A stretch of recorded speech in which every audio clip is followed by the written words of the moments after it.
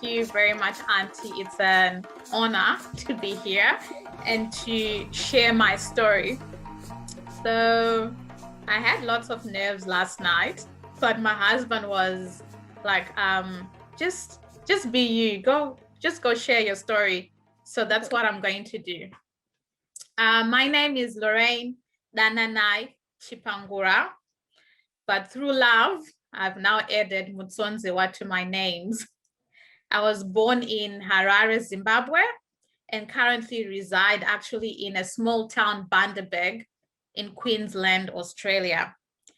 And I've only been in Australia for 18 years. Now, why Australia, one might ask?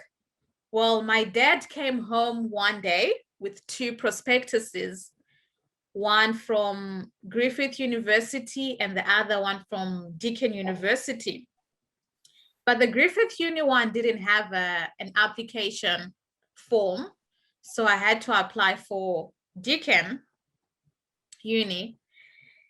And I got a scholarship of $1,000 a semester. And that was a very big incentive for my dad. I didn't even get to finish high school in Zimbabwe. I was only 17 years old. And so I didn't get to go to a prom, bummer.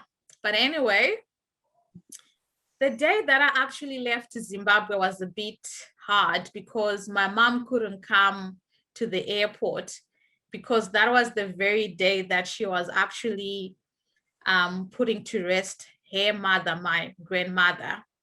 So I can only imagine how she was feeling, sending her 17-year-old daughter to a far away land where I knew no one. So I remember that day, Dad had to leave the village quite early to come and take me to the airport. And the funny thing is, because I was 17 years old, I had to have a guardian here in Australia. But I only met that guardian once when they had to sign paperwork. So I pretty much had to find the way on my own.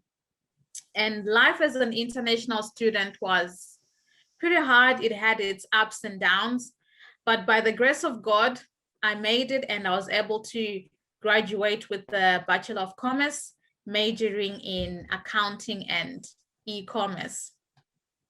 Now I'll fast track to 2021, and I'm now a mother of two boys. Now I was raised bilingual, speaking Shona and English. But unfortunately, there's a harsh reality of African languages being lost in the diaspora. The importance of language seems to get lost whilst people leave their home country. And languages are dying. Children are not knowing their mother languages. They are missing out on the richness of the mother language. Now, I personally believe that every language matters. There's no language that is superior to the other. So growing up in my country, there was a misconception that English was superior. If you spoke broken English, people would actually laugh at you. Never understood why. I had an aha moment when I was watching, the #1 tennis player, Novak Djokovic, when he was having a press conference. Now his English, it wasn't that fluent, but it didn't bother him. He was comfortable with who he is. So I thought to myself, I need to be proud of my language and I need to pass it down to my children. Now, as I have begun on this journey, I've met so many mothers today with older children, and they regret to not teach their children their mother tongue. And I don't want to regret also. So this got my creative juices going on with the inspiration from my children. But I thought, how am I going to teach them? In Australia, there aren't that many resources. Create them yourself, I thought. Me, How? So last year, my mom was supposed to come help me with baby number 2, but COVID happened.